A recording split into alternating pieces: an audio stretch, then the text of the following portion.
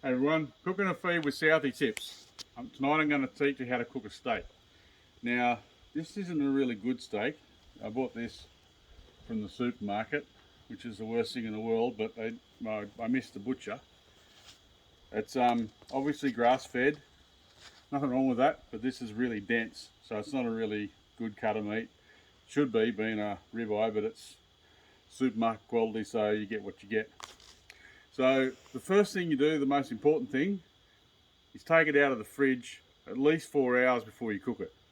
Just stick it on a plate in the microwave or in the oven, somewhere where a bugs or a fly won't get it, and just let it sit there.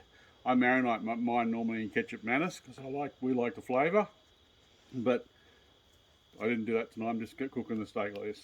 So what we do, don't salt it before you're gonna cook it.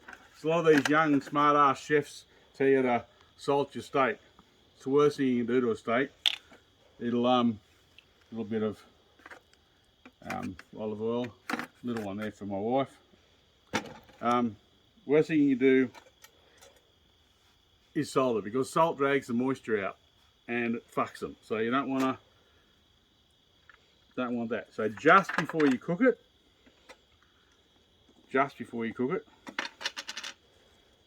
bit of a pinch of sea salt.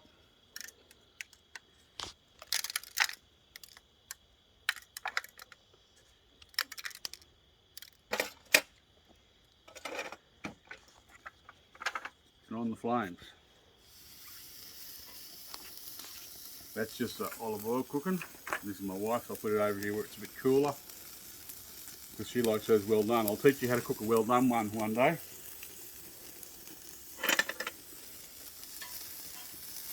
Okay, so what you do is you put it on this side, and when you're doing this side of the steak, make a little oven over it to get some heat into the middle of the steak.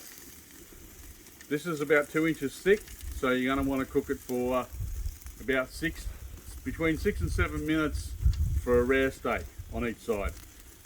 You don't turn it over. So I'll come back soon and I'll show you what to do next. Right? So that's been going for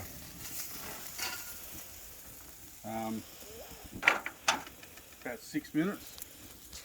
Now put some salt on the side that's not cooked.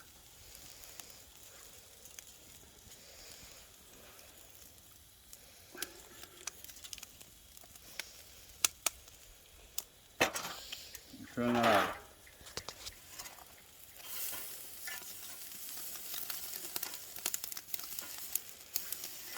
Now this time, don't put the oven on top, just let it cook.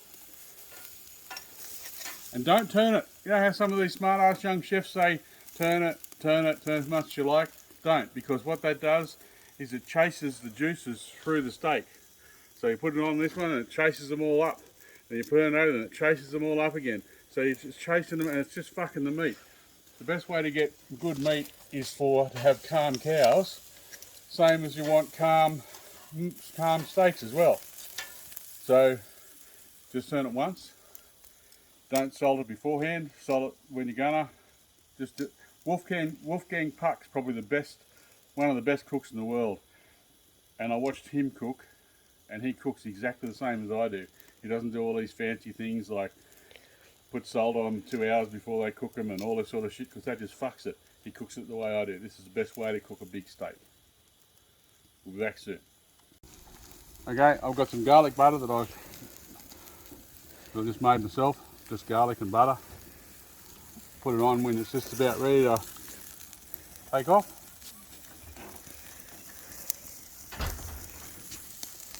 Just let that do its thing. I've got some potatoes in their jackets cooking there.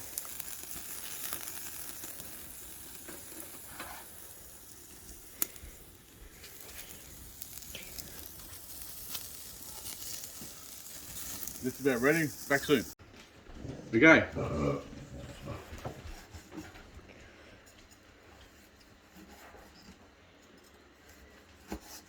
Look at that. Perfect. That's 12 minutes. It's for me and my daughter Daytona. She likes her steak just the same as I do.